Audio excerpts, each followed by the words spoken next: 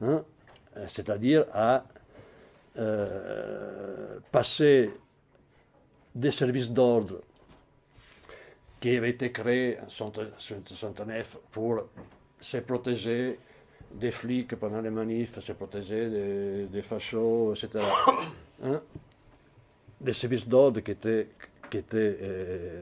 d'autodéfense, disons, à créer des noyaux combattants, offensifs, et donc des groupes armés. Et donc, à l'intérieur de Potere Operaio, à l'intérieur de l'Otta Continua, fondamentalement, et évidemment des brigades rouges, mais qui avaient une autre, plus ou moins les mêmes origines, entre étudiants et ouvriers, quoi, des grandes usines. De plus en plus de gens se sont dit il faut prendre les armes. Et donc, commencer de façon épisodique et symbolique dans la première moitié des 70, et surtout par les brigades rouges, mais pas seulement, avec des actions coup de main symboliques d'enlèvement des dirigeants d'usines mis au pilori avec une pancarte au cou. Je suis un salopard qui exploite les ouvriers et des choses comme ça. Et de plus en plus des gens de mouvement gauchiste se sont organisés pour être offensifs. Et donc, dans la deuxième moitié des années 70, il y a eu une explosion d'actions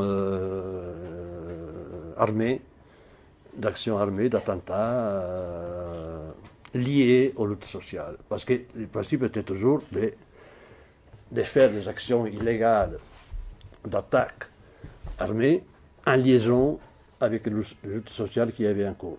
Hein, que ce soit des luttes d'usines, que ce soit des luttes des quartiers, que ce soit des luttes de l'université. Et dans la seconde moitié des années 70, il y a eu une explosion tous les jours, qui a abouti en 77 à ce mouvement d'une seconde génération, en fait, pour 68, des petits frères, moi j'ai dit un peu aussi, parce que moi aussi j'étais un petit frère, j'avais 2 ans en 68, mais j'étais dans la rue tout de suite, mais j'avais les grands frères devant. Et des grands frères qui étaient un peu grands frères, quoi. C'est-à-dire qui tenaient un peu calme, qui t'empêchaient de bouger. Les grands frères qui étaient sages, et toi tu étais un peu bon. Et les petits frères se sont libérés, se sont émancipés des grands frères à un moment. Se sont émancipés des grands frères, des Tony Negri et d'autres. Et voilà, ils ont dit, maintenant, on y va. Et ce mouvement de 77 était différent aussi. C'était non seulement un mouvement des petits frères, des grands frères de 68, mais c'était un mouvement différent aussi parce que si en 68, une partie importante du mouvement contestataire ouvrier venait d'une tradition communiste révolutionnaire sans doute, mais traditionnelle. Et quand je dis traditionnelle, c'est-à-dire que la mentalité des gens était traditionnelle, conservatrice pour certains aspects. Du point de vue des mœurs, ce qu'on dit aujourd'hui, des questions sociales, sociétales, hein, des ouvriers communistes pouvaient être aussi réacs que des ouvriers de droite fachos, hein, vis-à-vis des femmes, vis-à-vis de la fumette, que c'est, c'était bacchettone en italien, tu vois. Bon, et c'était pas cool du tout. Et donc c'était une émancipation aussi de ce point de vue-là. Et aussi c'était quelque chose de différent parce que dans le mouvement de 77 en Italie, qui était unique en Europe et même dans le monde, parce qu'en France ailleurs, Il y a eu 68, puis ça s'est arrêté. Puis il y a eu des groupes armés qui sont sortis en Allemagne, en France, qui sont directs, en Espagne, mais c'était très minoritaire. Tandis qu'en Italie, c'était un mouvement beaucoup plus large et suivi. Et en 77 aussi, les gens qui étaient dans la rue, qui faisaient les luttes à tous les niveaux, étaient aussi différents.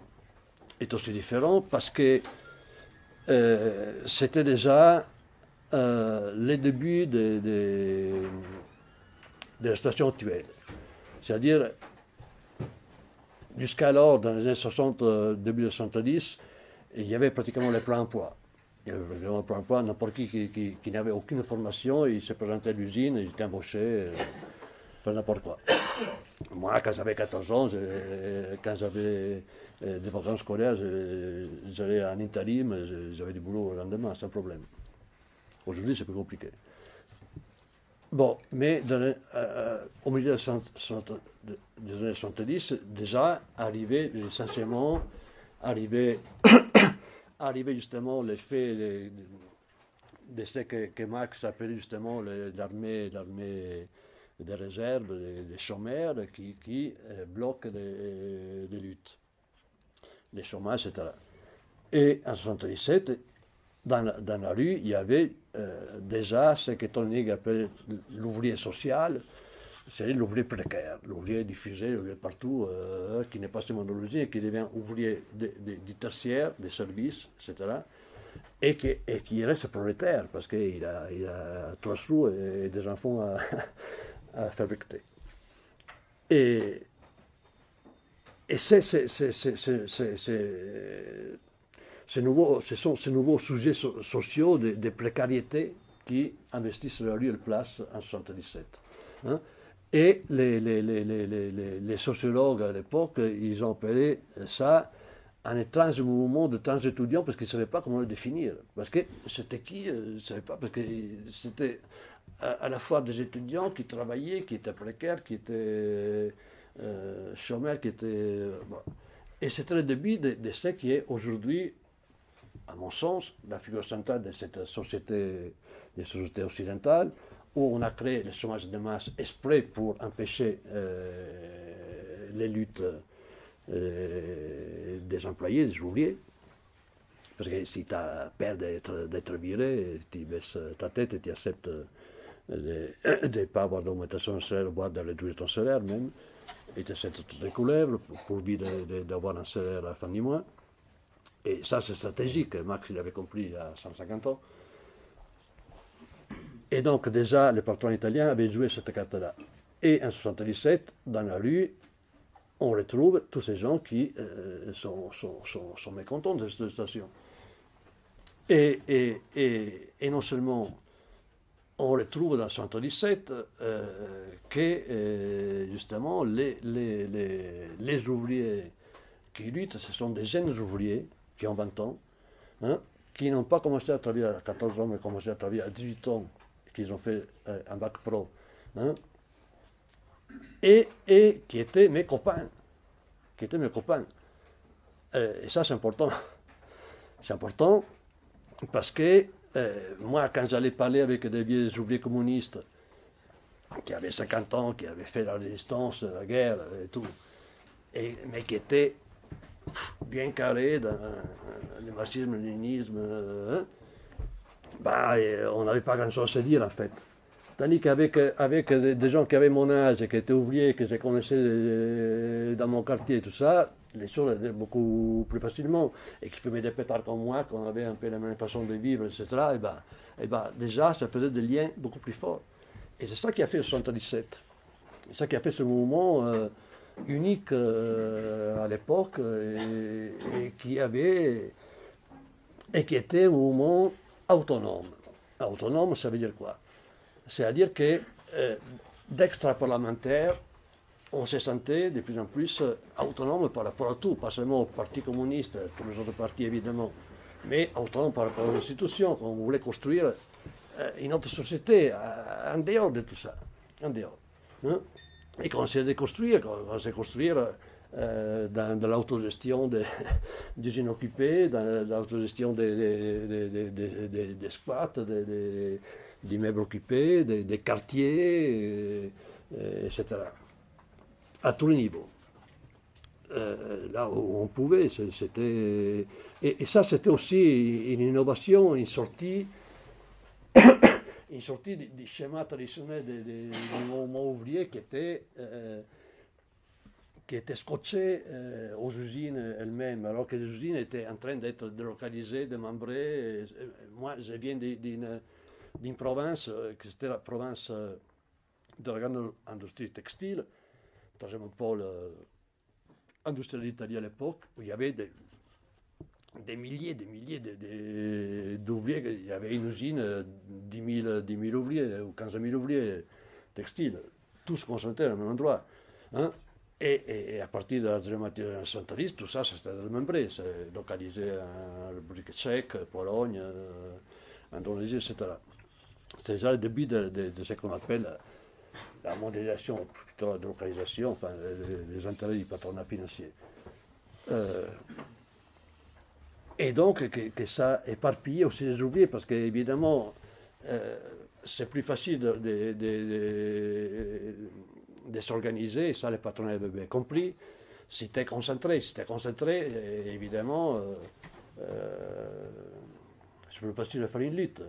D'où le fait que de plus en plus, vous voyez, même sur le plan syndical, c'est compliqué de s'organiser dans une usine où il y a 30 personnes.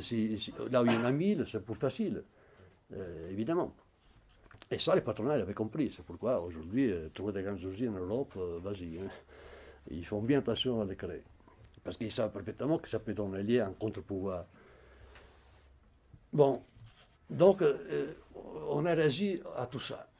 On a réagi à tout ça en allant de plus en plus loin parce que les ouvriers eux-mêmes n'étaient plus satisfaits seulement des conquêtes, les jeunes ouvriers n'étaient plus satisfaits des conquêtes seulement matérielles, de l'augmentation des salaires, de meilleures conditions de travail, des meilleures conditions des cantines, que sais-je. Bien sûr que les gens luttaient pour tous ces avantages matériels au quotidien, mais ils n'étaient pas satisfaits. Ils voulaient plus, beaucoup plus. Ils voulaient changer les mondes, changer un total. Et ce qui a poussé à des luttes de plus en plus radicales. Et ces gens comme moi ont pris les armes, c'est parce qu'on été poussés et d'autres nous donnent l'exemple. On n'a rien inventé. La radicalité, entrer dans un siège du patronat et tout démolir et balancer les archives par la fenêtre, c'est pas les autonomes jeunes qui l'ont inventé, c'est les ouvriers qui l'ont inventé, hein, qui l'ont fait avant qu'ils le fassent nous. Hein. Et les autoréductions qu'on a appliquées, c'était une forme de lutte connue des années 70, c'est l'autoréduction des loyers, des factures d'électricité, du gaz, etc. Ce sont les gens des quartiers pauvres qui l'ont inventé. Hein. Et nous, on a repris ces pratiques de lutte et on a essayé de l'élargir jusqu'à aller manger à la pizzeria, hein, au cinéma, au concert. Hein. Voilà, parce qu'on disait, bah, les gens payent ce qu'ils peuvent payer. Et s'ils ne peuvent pas payer, ben, tu baisses le prix, ben, c'est tout. Et c'était l'effet de vouloir imposer une autre légalité. Hein. Qui a dit que le prix c'est un tel? C'est qui font le prix qui dit que c'est comme ça. Ici, vous faites le prix tout à fait raisonnable, c'est pas des règles économiques, hein, le prix. Hein. Un paquet de cigarettes, aujourd'hui, moi je les paye 6,50 €, vous allez en Indonésie, il vaut 1 €. Qui fait le prix? Et c'est la même cigarette. Hein. Hein. Donc tout ça, on avait pris conscience de ça, et donc voilà, on essaie de faire monter tout ça dans la mentalité des gens et de l'appliquer, au quotidien. L'appliquer au quotidien, c'est-à-dire qu'on s'est présenté devant une boulangerie et on disait, vous faites le prix du pain à 1 € la baguette, à 3 € le pain 5 céréales, et vous mettez tout à 80 centimes, puis ça marche.